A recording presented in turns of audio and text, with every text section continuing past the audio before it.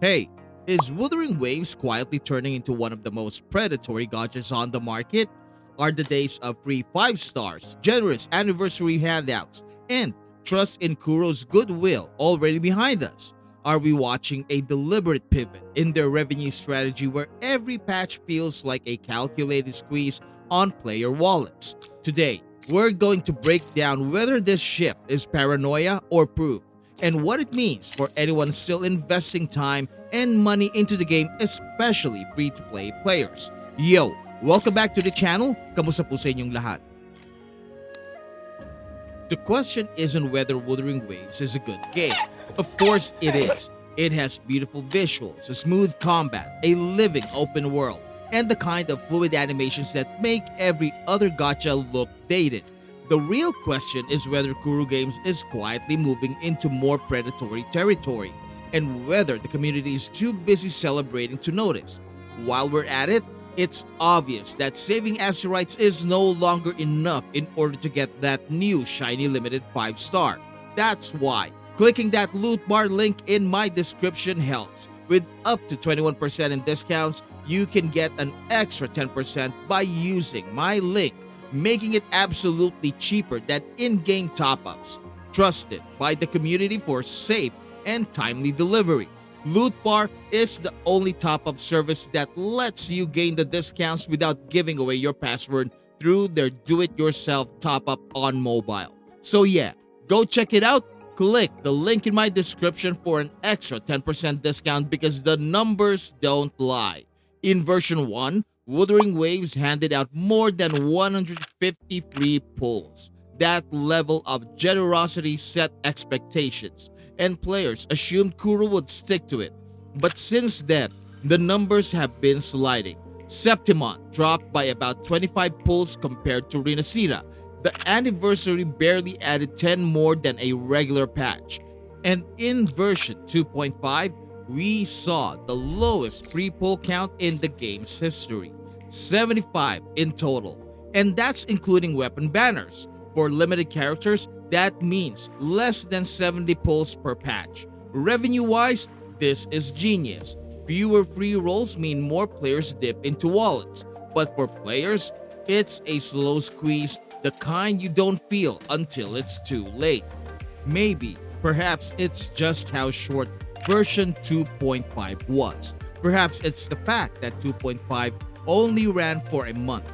But in version 2.6, the F2P estimate is only at 88 for the entire 6 weeks. Signature weapons are another flashing red sign. Take Frolova's weapon.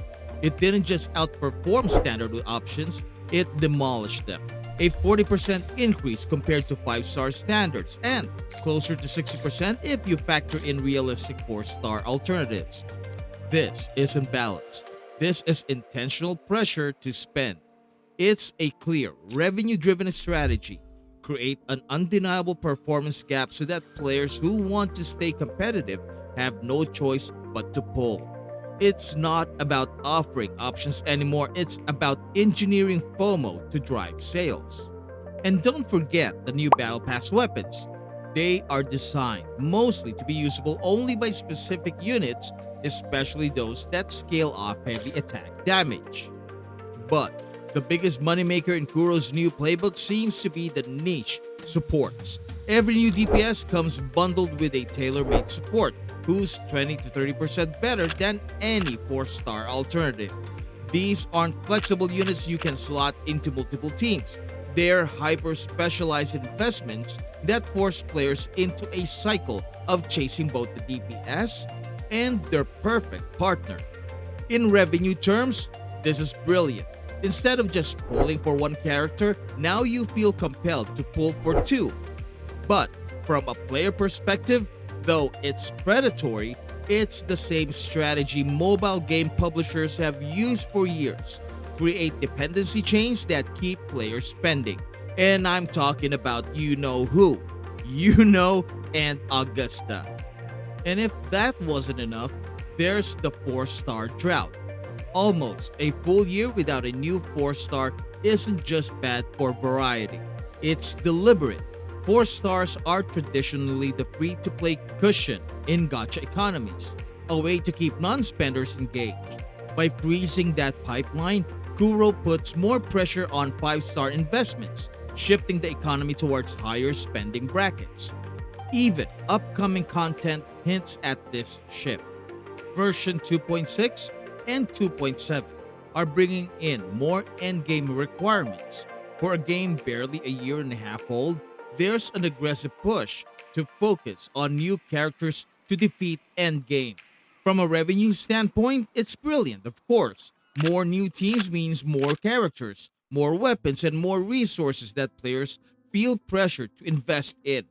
But from the player side, though, it's a treadmill that keeps speeding up. And the community? Many don't see it, or worse, they actually defend it. The narrative around Wuthering Waves remains overwhelmingly positive. Sometimes, so positive it borders on propaganda. Any criticism gets drowned out by players quick to say, all gachas are like this, or Kuro is still generous. But while the fanbase celebrates, Kuro is quietly tightening the screws. Lower pull counts, aggressive weapon design, mandatory support DPS pairings, frozen 4-star pipelines, and increasingly punishing endgame content all stacked together into one thing. A calculated, meticulously engineered revenue strategy that preys on player loyalty as much as it does their wallets. Just look at Renacida. Already, we are faced with 14 new Resonators flooding the roster at once. That's not just exciting, it's also overwhelming. Each one comes with their own signature weapon, upgrade mats, and investment demands, and suddenly, the asteroids you thought you'd save vanish in an instant. It's not just a squeeze, it's a chokehold that forces players to either make painful sacrifices or open their wallets wider than ever before. The pressure isn't subtle anymore, guys. It's built right into the cadence of the game's updates. None of this means Wuthering Waves is suddenly a bad game. I personally enjoy it, and I think it's one of the strongest gacha titles out right now. But pretending it isn't moving down the same revenue-driven predatory path as Genshin Impact or every other gacha before it, that's dangerous. Because the longer the community ignores it, the more aggressive Kuro will get, and by the time everyone wakes up, the damage will already be done. So yeah, if you need Loonites and want to reduce the pain in your wallets, hit that link in my description for Loot Bar and get an extra 10% discount on your next top up. And if this video resonated with you, please hit like for extra heals, subscribe for additional damage, and slap that bell for more crit buffs. Thank you so much for watching. Maraming salamat po, and I will see you in the next video drop. Goodbye. For every note that's played, and every accolade, and every mask that hides a secretive message conveyed, and as we serenade, our characters portray this masquerade.